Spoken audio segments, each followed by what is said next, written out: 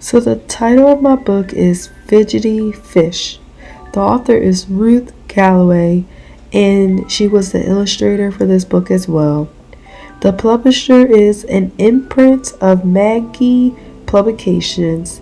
It's read by Andrea McDaniels. Tiller was always fidgeting. He giggled and he darted until his mom suggested he go for a swim. This adventurous book target audience is for young children to improve reading skills and perfect for bedtime journeys and listening together. Tiller was always fidgeting. He wrinkled and he squiggled. He darted and he giggled until his mom got fed up with him. Go out into the sea and swim till you're tired, but watch out for the big fish, she said. So Tittle swam out of his cave. He dived and he flipped. He leaped and he dipped.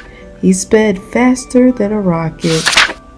He glided gently like a swan, letting the sea currents fan his fins, but he still didn't get tired.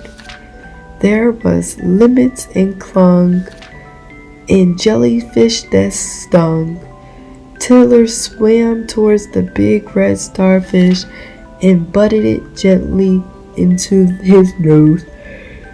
The starfish just smiled. So Tiller came to a dark cave. It looked much more exciting than the cave back home, and Tiller swam in. Snap! Tiller was trapped inside the big fish. He trembled and he quivered, and he shook and he quivered until the big fish tummy began to feel very funny indeed. It fluttered and groaned and mumbled and moaned. Suddenly, the big fish did an enormous burp and swoosh!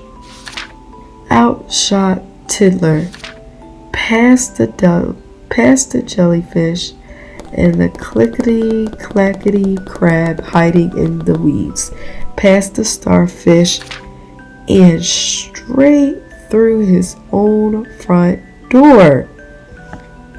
I hope you used all that energy, said his mom. But she would have to wait until the morning to hear about his adventures because Tiller was already fast asleep.